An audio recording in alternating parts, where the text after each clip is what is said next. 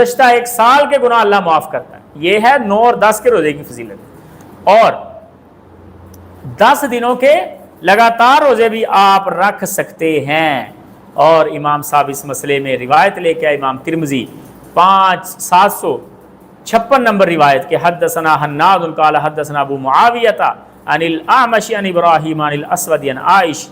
سیدہ عائشہ رضی اللہ تعالیٰ عنہ سے مروی ہے, وہ کہتی ما رأیت النبی صلی اللہ علیہ وسلم صائما فی العشر قط, میں نے نبی کریم صلی اللہ علیہ وسلم کو لگاتار 10 دن کے روزے رکھتے کبھی نہیں دیکھا.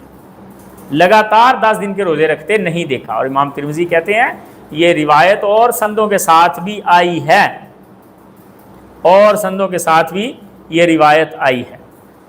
ایسا مسلم شریف کی بھی یہ سند ہے کہ نبی علیہ الصلوۃ والسلام لگاتار 10 روزے نہیں رکھتے تھے محرم کے. البتہ کوئی ایک آدھ روزہ آپ نے رکھنا ہو تو رکھ سکتے ہیں.